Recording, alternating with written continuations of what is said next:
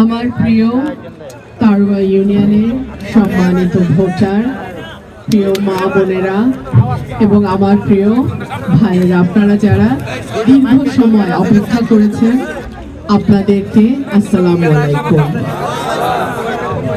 আমাদের আজকে total 7টা programme. হ্যাঁ, আজকে আমাদের টোটাল 7টা প্রোগ্রাম, এটা 6 নাম্বার। তো এখন এক একটা প্রোগ্রামে যদি 8 জন 10 জন বক্তা কথা বলেন, তখন তো আসলে পরের প্রোগ্রামটা দেরি হয়ে যায়, তাই না? এই জন্য আমি আয়োজকদের অনুরোধ করবো আপনারা বিষয়টি মাথায় রাখবেন। এটা আমাদের 6 নাম্বার প্রোগ্রাম এবং 8টার মধ্যে আমাদের প্রচারণা শেষ হওয়ার কথা। এখন অলরেডি বাজে 8:30। যাই হোক, আমি অল্প কথায় শেষ করছি। আমার নির্বাচনী কিছু পরিকল্পনা আছে।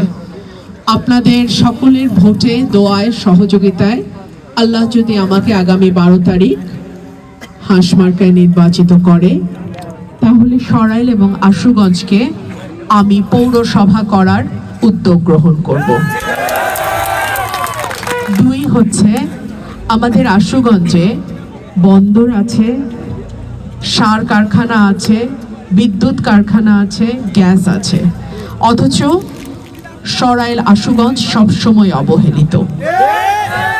আমরা সবসময় দেখি জোটের প্রার্থী দেয়া হয়, এমন প্রার্থী দেয়া হয় যে সদরের এমপিকে আব্বা ডেকে কাজ চালায়। ঠিক কি ঠিক না? আমরা কোনো সদরের চামচাকে এমপি হিসেবে মানব না। যেই লোক সরাইল আশুগঞ্জের ইলেকশন করতে চায়, কিন্তু সকালবেলা ঘুম থেকে উঠেই লুঙ্গি পরে দৌড় দেয় সদরের এমপি ক্যান্ডিডেটের বাসায়, এই রকম গোলাম আমরা এমপি হিসেবে নেব না। আমি আল্লাহর রহমতে আপনাদের ভোটে যদি এমপি নির্বাচিত হতে পারি, আমার এলাকায় কোনো চাঁদাবাজি চলবে না, কোনো মামলা বাণিজ্য চলবে না, ভিন্ন দলের মানুষকে ভয় ভীতি দেখায় টাকা আদায় চলবে না, বালু ব্যবসা, মাটি কাটা চলবে না, নদী দখল চলবে না, কোন রকম অপকর্ম, অন্যায়, অবৈধ টাকা আমি আমার এলাকায় চলতে দিব না। গত 18 মাসে আপনারা অনেকের চেহারার পরিবর্তন দেখেছেন। যারা ঝোপে ঝাড়ে লুকায় থাকতো, কোনো মতে বাড়ির চিপায়, রাস্তার কোনায় দাঁড়ায় দিন পার করত, তারা এখন বিরাট বড় বড় কুতুব হয়ে গেছে। নিজের নাম শুদ্ধ করে লিখতে জানে না, তারা এখন বড় বড় আওয়াজ দেয়। নিজেদের নেতা নির্বাচনের সময় আমি আপনাদের কাছে অনুরোধ রাখবো, আপনারা সেই ব্যক্তির শিক্ষাগত যোগ্যতা, তার পারিবারিক ব্যাকগ্রাউন্ড, তার সততা, তার বিশ্বস্ততা, তার সাহস এবং নেতাকর্মীদের প্রতি তার দায়বদ্ধতা, এই সব কিছু দেখে আপনারা ভোটটা দেবেন দয়া করে। বাংলাদেশে স্বাধীনতার পর থেকে দীর্ঘ 50-55 বছর লম্বা সময় গোলামির রাজনীতি চলেছে। নতুন প্রজন্ম কোনো গোলামির রাজনীতি পছন্দ করে না। নতুন প্রজন্ম সাহসিকতার সঙ্গে দাঁড়াইতে পছন্দ করে এবং সেই কারণেই গত 5ই আগস্ট 2024 নতুন প্রজন্মের নেতৃত্বে আমরা একটা নতুন বাংলাদেশের যাত্রা শুরু করেছি।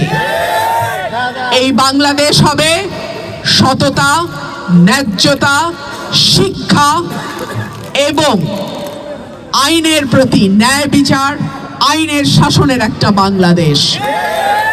আমি আপনাদেরকে অনুরোধ করব, যদি কেউ ভয় ভীতি দেখায়, তাদেরকে শক্তভাবে বলবেন, এখনো কিন্তু কোনো দল ক্ষমতায় আসে নাই। আদৌ কোনো দল ক্ষমতায় আসবে কিনা, কোন দল আসবে আমরা কিন্তু কেউ জানি না। সুতরাং আওয়াজটা যেন নিচে রাখে।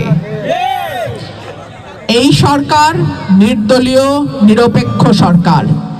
এই সরকারের একটাই লক্ষ্য, একটা অবাধ সুষ্ঠু নির্বাচন দেয়া, এবং সেই কারণেই পুলিশ, প্রশাসন, বাংলাদেশের স্বাধীনতার সার্বভৌমত্বের প্রতীক, বাংলাদেশের মর্যাদার প্রতীক সেনাবাহিনী, তারা কিন্তু নিরলসভাবে কাজ করছে। এবং বিশেষ করে আমি বাংলাদেশ সেনাবাহিনীকে ধন্যবাদ জানাই, ওনাদের মাঠে থাকবার কারণে সাধারণ মানুষ কিন্তু অনেক বেশি শক্তিশালী, অনেক বেশি সাহসী হতে পারছে।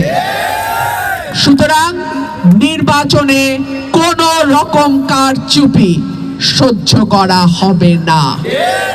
আমি আপনাদেরকে অনুরোধ করব, 11 তারিখ বিকাল থেকে 12 তারিখ রাতে ফল গণনা না হওয়া পর্যন্ত প্রত্যেকটা কেন্দ্রে কেন্দ্রে ফলাফল ঘোষণা হবে, তারপরে কেন্দ্র ছাড়বেন, তার আগে কেউ কেন্দ্র থেকে সরবেন না।